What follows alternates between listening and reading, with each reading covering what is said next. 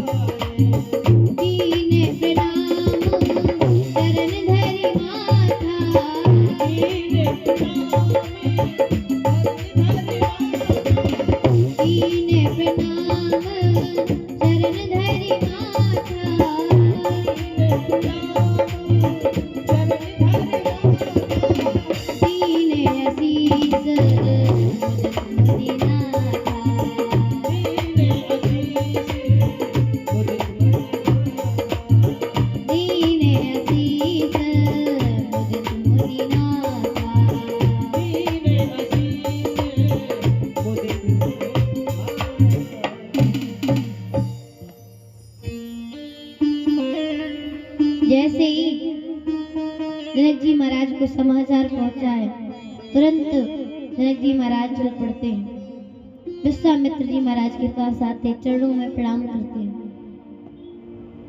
आशीर्वाद देते विश्वामित्र जी महाराज। और विश्वामित्र जी महाराज से बैठ करके वार्ता करने लगते जनक जी महाराज।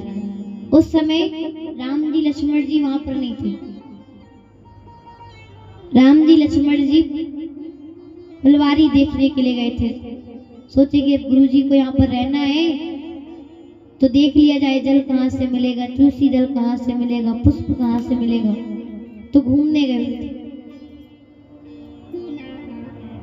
अब जनक जी महाराज विश्वामित्र जी महाराज बैठते हैं। जब जनक जी महाराज विश्वामित्र जी जैसे ज्ञानी बैठेंगे तो विषय की चर्चा होगी कि भगवान की।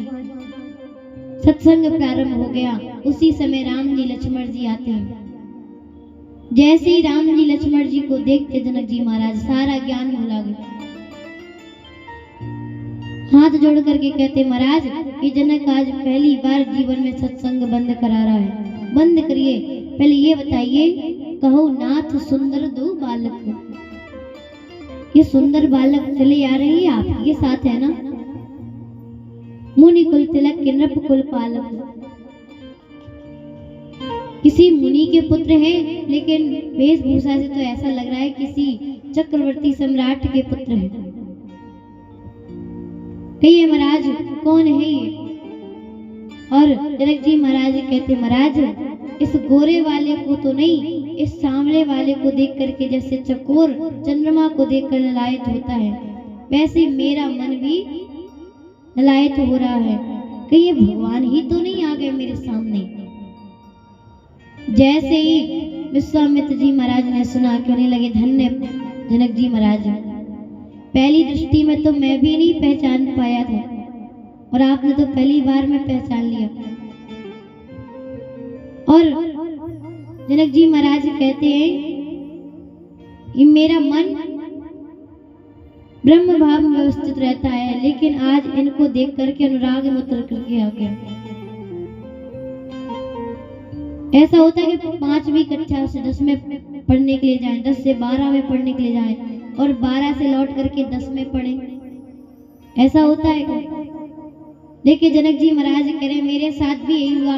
राग में प्रवेश किया, राग से अनुराग में प्रवेश किया, अनुराग से वैराग्य में प्रवेश किया। मेरा मन सहज वैराग्य में व्यवस्थित रहता है, लेकिन आज इनको देख करके मेरा अनुराग में मन आ गया उतर करके।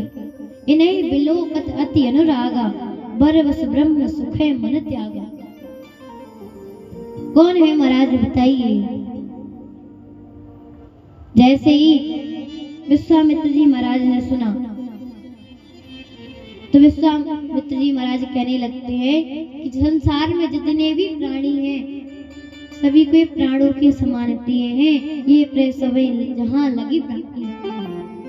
जैसे ही राम जी ने सुना, राम जी सोचने लगे तुम्हारा भेद ही खोल देंगे। अब जैसे राम जी ने सुना, मन मुस्काए राम सुनी वाणी, मुस्काने लगे। और इस सारे में विश्वामित्र जी से कहते प्रभु भेद मत खोलिए। तो विश्वामित्र जी महाराज राम जी के तत्विक रूप को छिपा करके संसार का जो परिचय है वह परिचय देते हैं। कहते हैं रघुकुल मणि दशरथ के जाए,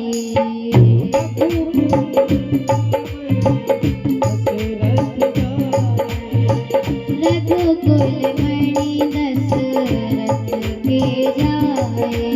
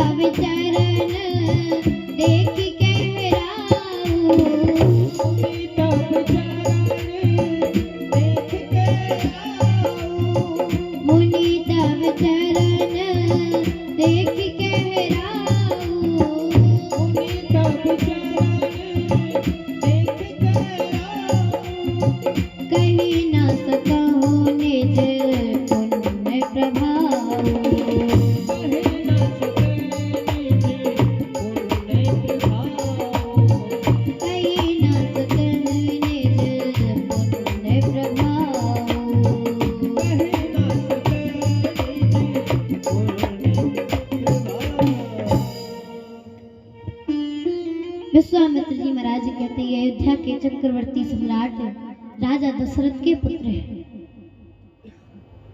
यज्ञ की रक्षा के लिए मैं उन्हें लिवा करके लाया हूँ। जैसे ही जनक जी महाराज ने सुना चक्रवर्ती सम्राट के पुत्र हैं, आम के बगीचे में रहेंगे, तुरंत जनक जी महाराज विश्वामित्र जी महाराज राम जी लक्ष्मण जी को लेकर के जाते हैं, जो जनकपुर का सबसे सुंदर भवन है, जिसका नाम ही सुंदर सदन है, उसमें जाकर के निवास कराते, लिवा जाकर के। वो भवन हमारी किशोरी मैया जानकी जी का भवन था। अब जनक जी महाराज विश्वामित्र जी महाराज को प्रणाम करते हैं, अपने राज कार्यों के लिए चले जाते हैं। दोपहर में भोजन करते, इसके पश्चात विश्राम करते हैं राम जी, और शाम के समय विश्वामित्र जी महाराज राम जी लक्ष्मण जी को बैठा करके लगे कथा सुनाने। अब राम जी तो बेचारे सुने, बैठे बैठे सुन रहे चुपचाप, लेकिन लखन लाल जी का मन नहीं लग रहा है। लखन हृदय लाल सा विशेषी, जाई जनकपुर आई देखी। लखन लाल जी के हृदय में लालसा है कि जनकपुर घूम करके आए, और जब आ रहे थे तब बड़े ही प्रसन्न थे। धनुष यज्ञ सुनि रघुकुल नाथा, हरे से चले मुनिवर के साथा। बड़े ही प्रसन्न होकर के आए थे। अरे आप तो जनकपुर के दर्शन मिलेंगे, बड़ा ही सुना है जनकपुर के बारे में। और यहाँ पर गुरुजी बैठा करके लगे कथा सुनाने। अब राम जी देखते तो राम जी प्रणाम करते, कहते हैं गुरुदेव, लखन लाल जी का केवल शरीर यहाँ पर है, मन नहीं है। गुरुजी कहते मतलब? राम जी कहते हैं लखन लाल जी के हृदय में लालसा है, जनकपुर देखने के लिए जाना चाहते हैं। हाँ, लेकिन अकेले भेजे ये मैं नहीं कहूँगा। हाँ, मैं अपने रिस्क पे ले जा सकता हूँ उन्हें। अकेले भेजिए तो मैं भी नहीं कहूँगा। अगर आपकी आज्ञा हो तो मैं दिखा करके लाऊं जनकपुर। अब जैसे ही विश्वामित्र जी ने सुना तो विश्वामित्र जी सोचते हैं कि दिखा हो सकता है जो पहले से ही देखा हो। जैसे लखन लाल जी पहली बार आए हैं, वैसे राम जी भी पहली बार आए हैं। तो विश्वामित्र जी समझ जाते हैं कि नगर नहीं, ये नगर के लोगों को अपना दर्शन कराना चाहते हैं, इसीलिए। और आपने देखा होगा जब भी किसी मंदिर में विग्रह की प्राण प्रतिष्ठा होती है तो बैठने से पहले, प्रतिष्ठा होने से पहले उस विग्रह को पूरे नगर में घुमाया जाता है। क्यों? भगवान सोचते हैं आज के बाद मैं तो मंदिर में बैठ जाऊंगा, लेकिन कुछ लोग ऐसे होंगे जो आ नहीं पाएंगे मेरे दर पर। कोई मर्यादा के कारण नहीं आ पाएगा, किसी के हाथ पैर नहीं है, कोई अस्वस्थ है, चलने में समर्थ है, वो मेरे पास नहीं आ सकते, मैं तो उनके पास जा ही सकता हूँ।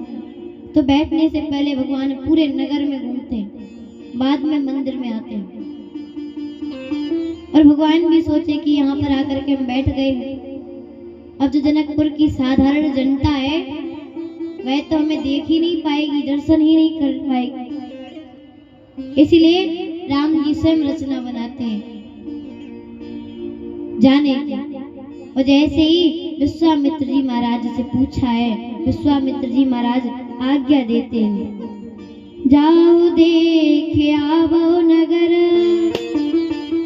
सुख निदान दो भाई, करौ सुफल सबके नयन, सुंदर बदन दिखाई। विश्वामित्र जी महाराज आज्ञा देते हैं, राम जी लक्ष्मण जी जनकपुर की ओर चल पड़ते हैं। बाबा गोस्वामी तुलसीदास जी महाराज कहते हैं, देखन नगर भूप सुत आए,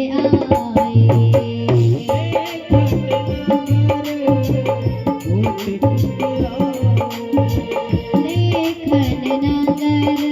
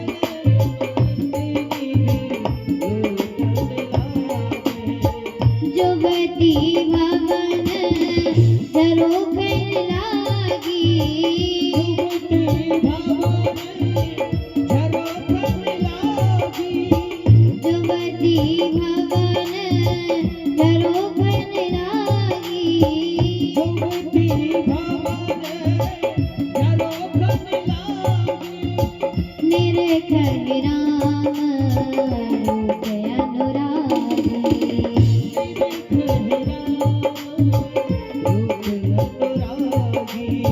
निरखहि राम रूप अनुरागी।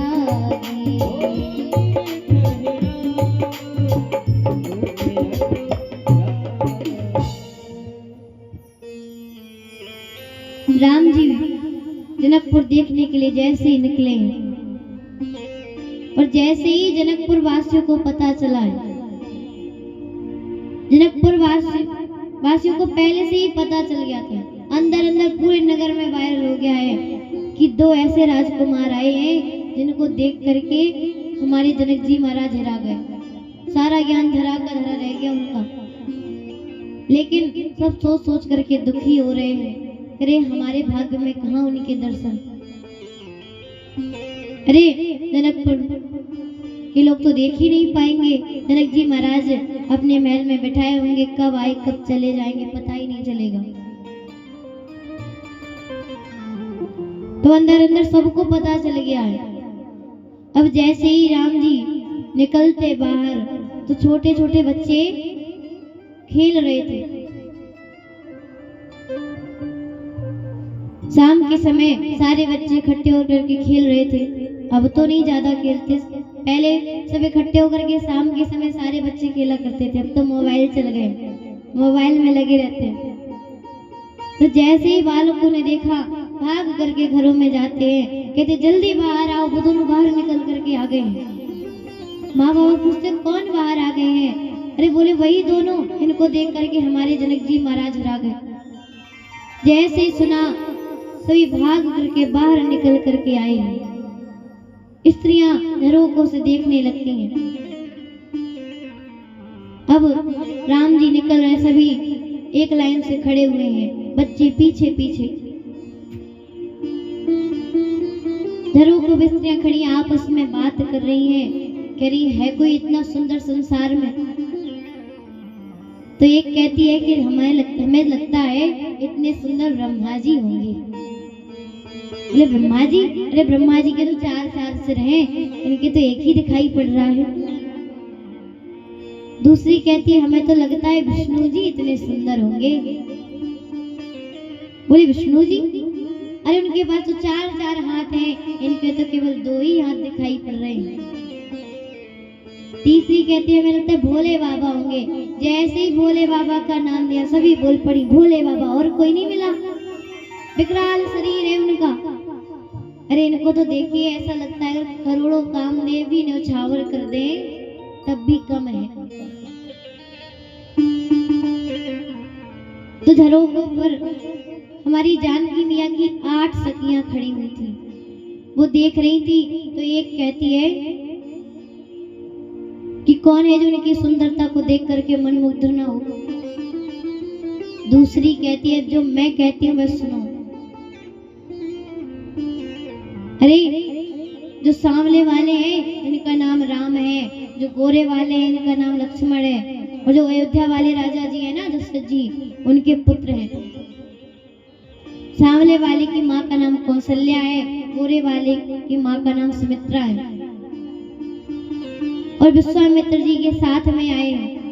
और हमने सुना है हमारे सतानंद जी की माँ जो है अहिल्या जी, उनका भी उद्धार किया है इन्होंने। एक बाण में ताड़का को मार दिया। अब नीचे राम जी लक्ष्मण जी चले जा। लक्ष्मण जी कहते भैया पूरा परिचय बता दिया, इतना जानते, ऊपर देखेगा कौन है। राम जी कहते किसी को ही देखना, सीधे चलो, इसलिए तो तुम्हारे साथ में आया हूं मैं। अब तीसरी कहती है अगर हमारी जानकी जी का विवाह इनके साथ हो जाए तब तो ये बार बार जनकपुर आएंगे, बार बार दर्शन मिलेंगे। लक्ष्मण भैया कहने लगे भैया अब तो शादी की भी चर्चा होने लगी, विवाह की, देखेगा ऊपर। राम जी कहते सीधे चलो, किसी को नहीं देख रहा था। अब चौथी सखी कहती है कि अगर जनक जी महाराज इनको देख लें तो बरबस अपने प्रण का त्याग कर दे, विवाह कर दे। पांचवी कहती तुम्हें क्या लगता है जनक जी महाराज ने देखा नहीं क्या? जनक जी महाराज ने इन्हें देखा है, फिर भी अपने प्रण को लिए बैठे हैं। अब जैसे ही छठवीं सखी ने सुना, छठवीं सखी कहती है, हम तो कहते हैं कि जिस ब्रह्मा ने किशोरी जी को बनाया है, उसी को, राम जी को भी उसी ब्रह्मा ने बनाया है। हम तो कहते पक्का इन्हीं से विवाह होगा। सातवीं कहती है, संशय रख दिया सातवीं ने, हो ही नहीं सकता, जब धनुष तोड़ेंगे तभी तो विवाह होगा।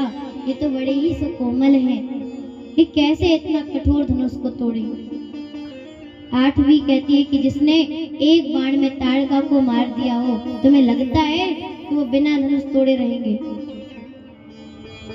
सब अपने अपने मन की बात कहती हैं। अब राम जी नीचे से जा रहे, ऊपर सखियां खड़ी हुई हैं, तो ऊपर से ठीक से दर्शन नहीं हो पा रहे सखियों को। अब कुछ लोगों का स्वभाव होता है कि जा रहे सीधे देख रहे इधर उधर, सामने जाके बढ़ जाएंगे, लेकिन राम जी का स्वभाव नहीं है। राम जी जिस तरफ चलते उसी तरफ देखते हैं। अब सखियों को ठीक से दर्शन नहीं हो रहे, तो सखियां कहती ऐसे नहीं, इनकी बड़ाई करो। अरे भाई साधारण सी बात है, कोई बड़ाई करेगा हमारी तो एक बार उसे मुड़ करके तो देखेंगे कि कौन हमारी बड़ाई कर रहा है। सखियां बहुत बड़ाई करती राम जी के, लेकिन राम जी एक भी बार नहीं देखते हैं। सखियां कहती बहुत ही ढीठ है, कुछ चला करके मारो इन्हें, ये पागल हो, लग जाएगी तो, इतने सुकुमार है वो। लेकिन हम थोड़ी ना कह रहे पत्थर उठा के मारो, ये पुष्प है, वो भी पुष्प के समान है, पुष्प उठा करके मारो। जैसे ही सखियां पुष्प की वर्षा करने लगती हैं, राम जी ऊपर देखते हैं, ही हर से वर्षे सुमन सुमुख सुलोचनी व्रन, जाय जहाँ जय बंधु दो, तह तह परमानंद। राम जी ऊपर देखते हैं, सखियों को दर्शन लाभ मिलता है। बच्चे जाकर के राम जी को रंगभूमि दिखाते हैं। समय अधिक हो गया है, इसको सोच करके राम जी वापस लक्ष्मण भैया के साथ आते हैं। रात्रि में भोजन करते हैं। भोजन करने के पश्चात विश्राम के लिए जाते हैं।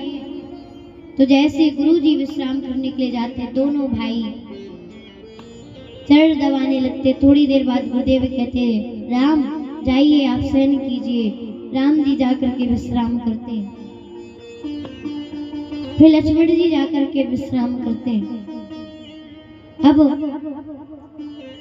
सबसे पहले विश्राम करने के लिए कौन गया बताइए, बोलिए? विश्वामित्र जी महाराज। फिर अब जागना सबसे पहले किसको चाहिए?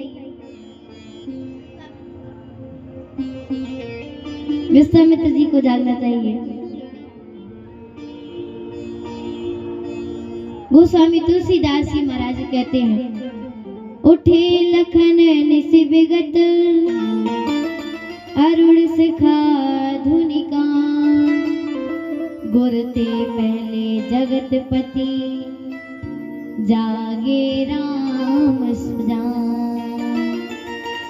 कहते उठे लखन, कब उठे? निशिविगत, रात्रि बीतने पर। जो सबसे बाद में सोया है सबसे पहले उठते। अरुण सिखा धुनिका, अरुण रंग की इसकी सिखाए, कहे तो मुर्गे की बांग सुन करके। लक्ष्मण भैया सबसे पहले जागते हैं। जाकर के राम जी के धड़ दबाने लगते हैं। राम जी जागते हैं। जाकर के फिर दोनों भाई गुरुदेव की सेवा में लग जाते हैं। गुरुदेव जागते हैं, स्नान करने के लिए जाते हैं। स्नान करने के पश्चात राम जी सोचते हैं अब गुरु जी को पूजा के लिए पुष्प लगेगा, तुलसी दल लगेगा, तो लेने के लिए जाते हैं। तो गुरुदेव की आज्ञा प्राप्त करते, गुरुदेव आपकी पूजा के लिए हम पुष्प तुलसी दल लेकर के आए, अगर आपकी आज्ञा हो तो। गुरुदेव आज्ञा देते हैं। बाबा गोस्वामी तुलसीदास जी महाराज कहते हैं, समय जानी गुरु आयुष पाई।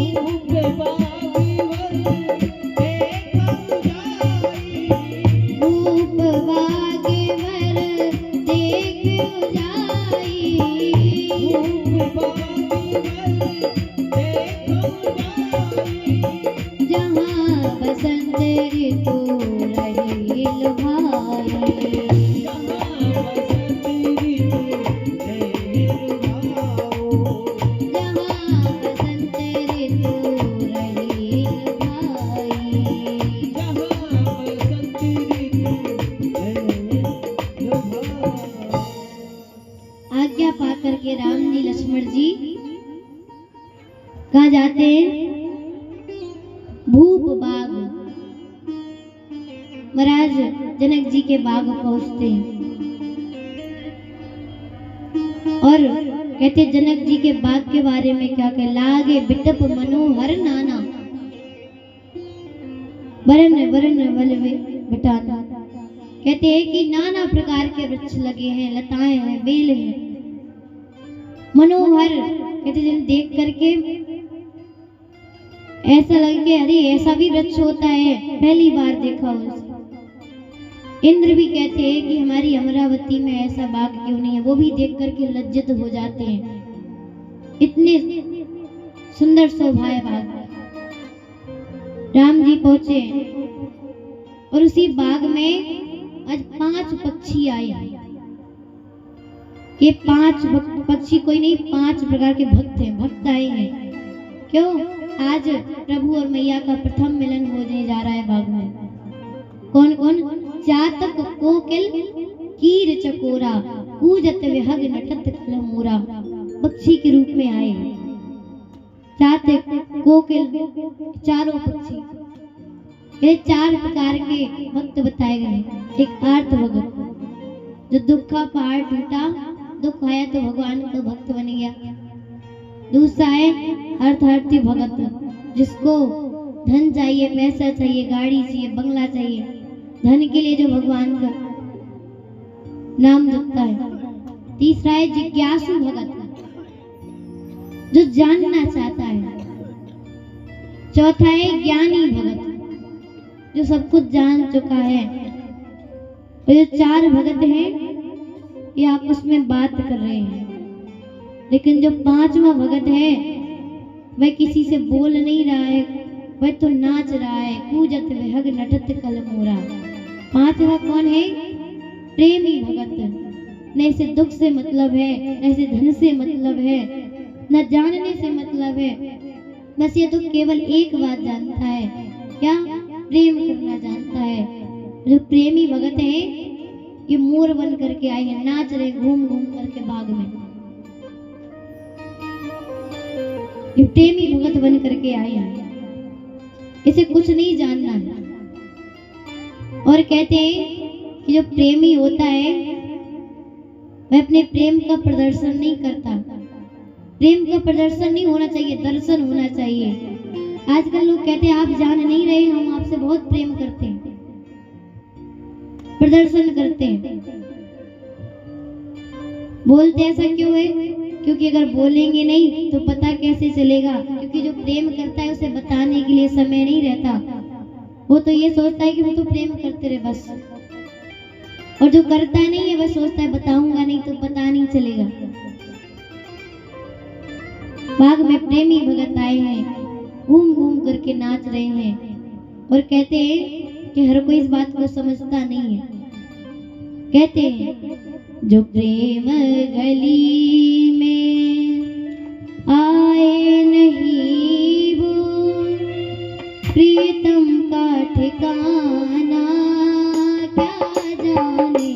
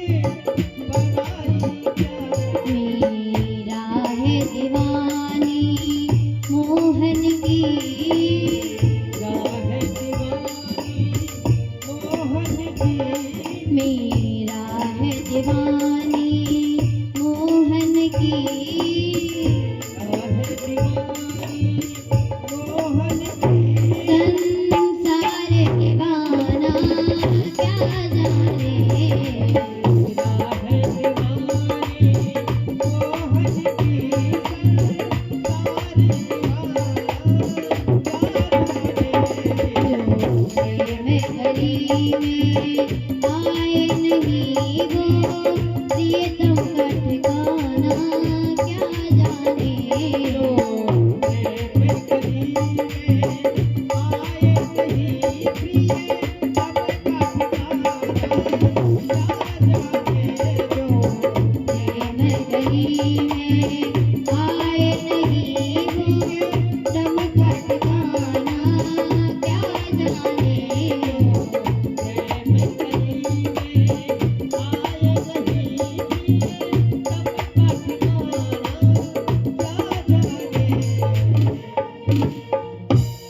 जो प्रेम गली में आए नहीं वो, प्रियतम का ठिकाना क्या जाने।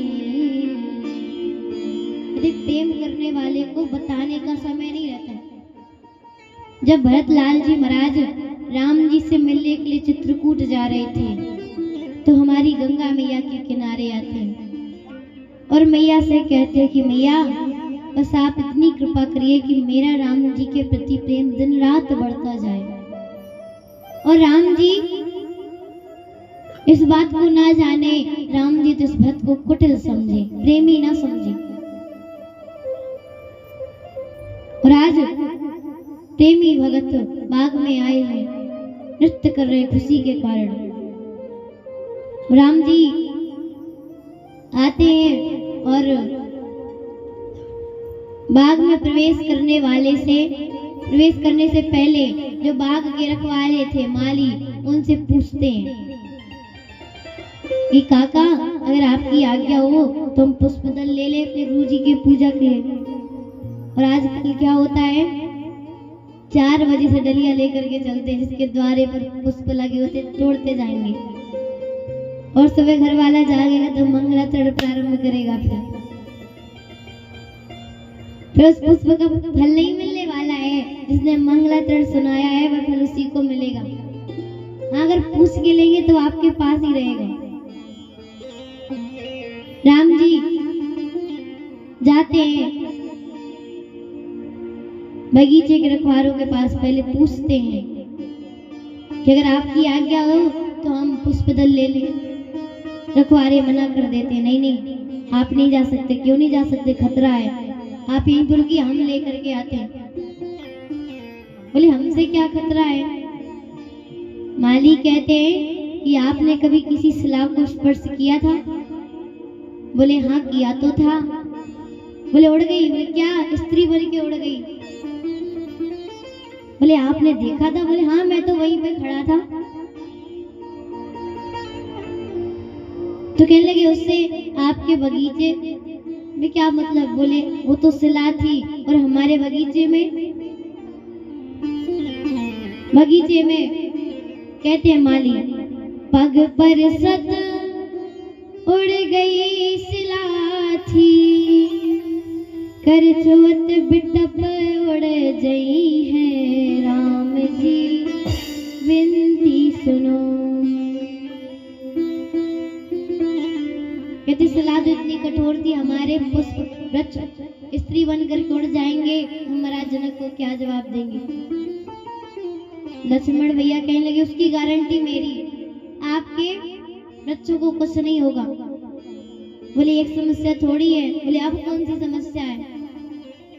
बोले आप अपने भैया का चेहरा देखिए कितने सुंदर है, मानो कमल का पुष्प हो।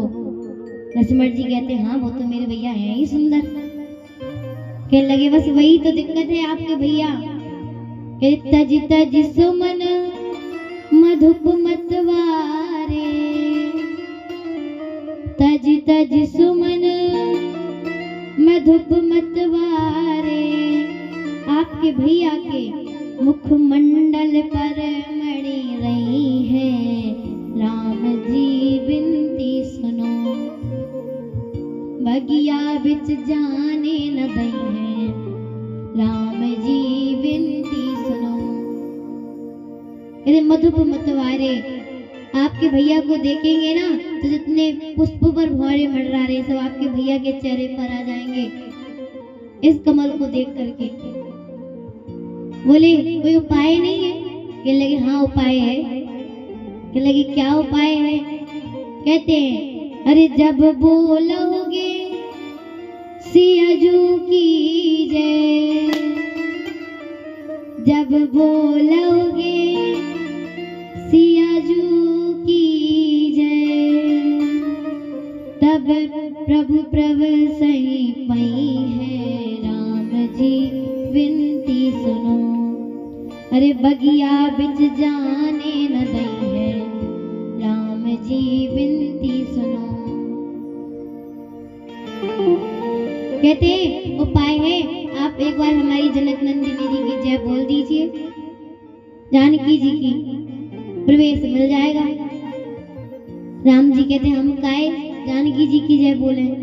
अब लक्ष्मण भैया भी गुस्से में थे, कहते प्रभु बोल दीजिए ना, आगे चल के तो बोलना ही है फिर।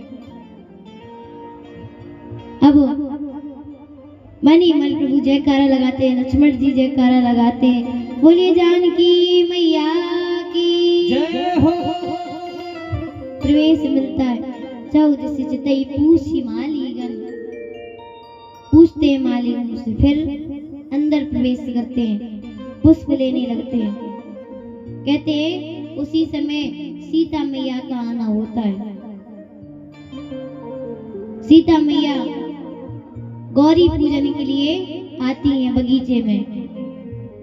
तो कहते कि रुंझुन पैजनिया धुन गावे, रुंझुन पैजनिया धुन बाजे गावे गीत अली, हो गौरी पूजन पधारी सखी जनक लरी, गौरी पूजन पधारी जनक लरी, गौरी पूजन पधारी सखी जनक लरी, गौरी पूजन पधारी जनक लरी, रुंझुन पैजनिया धुन गावे ओ गीत अली, रुंझुन पैजनिया गीत अली, गौरी पूजन पधारी सखी जनक लरी। गौरी पूजन पधारी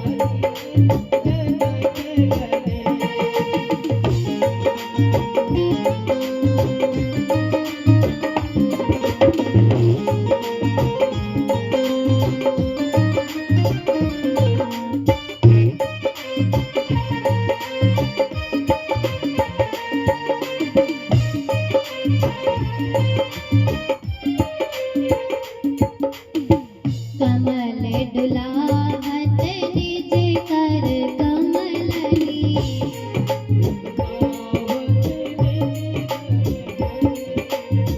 कमल डुलावत निज कर कमलनी,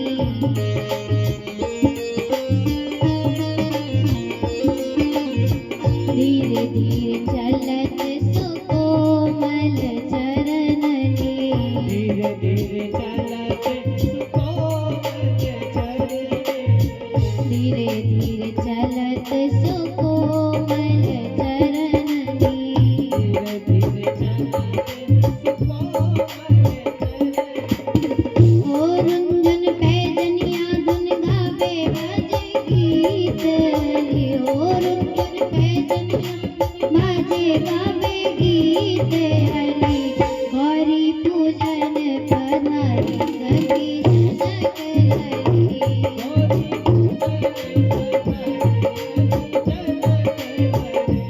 गौरी पूजन पधारी जनक लरी, गौरी पूजन पधारी सखी जनक लरी। गौरी पूजन पधारी जनक लरी। जानकी मैया अपनी 8 सखियों के साथ गौरी पूजन के लिए बगीचे में आती है। बगीचे के बीचों बीच सरोवर है, सरोवर के किनारे गौरी मैया का मंदिर है। मैया आती है, सरोवर में स्नान करती है और स्नान करने के पश्चात गौरी मैया की पूजा करने लगती है। पूजा करती इसके पश्चात कहती है माँ आप मुझे ऊपर से नीचे तक अच्छे से देख लीजिए और आप मुझे एक सुंदर सा बल प्रदान करिए। अब मैया इधर पूजा कर रही थी। अब 8 सखियों में से एक सखी, कौन, चतुर सखी, बगीचे में घूमने के लिए निकल पड़ती है। अब चली जा रही थी, घूमती, तभी राम जी के ऊपर नजर पड़ जाती। जैसे ही देखते रहे कल वाले ही हैं, गौर से देखते रहे तो कल वाले ही हैं। कल में ऊपर थी, नीचे, आज तो एकदम फेस टू फेस, आमने सामने। कल तो अच्छे से देख नहीं पाए थे। अरे ये तो बहुत ही सुंदर है। अब जैसे ही राम जी को देख के भाग करके जाती है, आंखों से अश्रु की धारा बह रही है, मुख से कुछ बोल नहीं पा रही है। सखियों के पास जाती है, सखियां पूछती, अरे बता तो सही हुआ क्या है। अब बोलती है, कहती है कि जो कल वाले थे ना वही बगीचे में आए हैं। अरे अच्छा, क्या कर रहे हैं। अब सोचती है अगर बता दूंगी कि फूल चुने नौकरों वाला काम थोड़ी करेंगे राम जी। कहते रे बगीचे में घूमने के लिए आए हैं। बोले अच्छा, कैसे है। कहते बड़े ही सुंदर है, किशोर अवस्था है। बोले तू झूठ बोल रही है। अरे इतना तो कल ही हमने देख लिया है। पहले तो बता कौन से वस्त्र पहने, कैसी पगड़ी लगाए हुए हैं, तब हम मानेंगे। कहती कैसे बताऊं, जिन नेत्रों ने देखा है उनके पास मुख नहीं है कि वह बता सके, और जो मुख बता सके उनके पास नेत्र नहीं है देखने के लिए। बस मैं तो केवल एक बात कहूंगी, चलो। क्यों? कोई आया सखी फुलवरिया में, कोई आया सखी फुलवरिया में, कोई आया सखी फुलवरिया में, कोई आया सखी फुलवरिया में। कोई आया सखी फुलवरिया में। जैसे जादू है उनकी नजरिया में, जैसे जादू है उनकी नजरिया में, जैसे जादू है उनकी नजरिया में। जैसे जादू है उनकी नजरिया में। कोई आया सखी फुलवरिया में, कोई आया सखी फुलवरिया में। कोई आया सखी फुलवरिया में।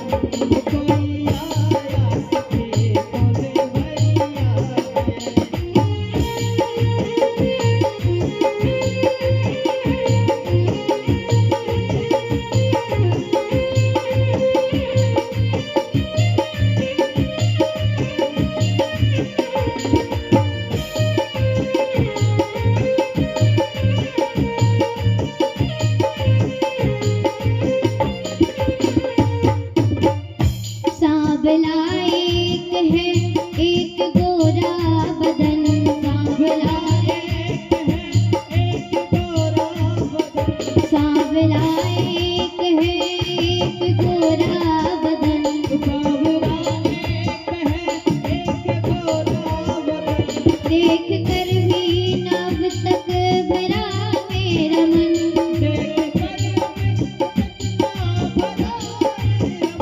देख कर भी नभ तक भरा मेरा मन।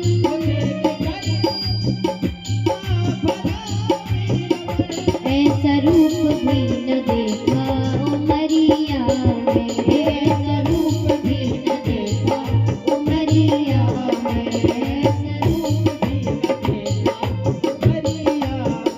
जैसे जादू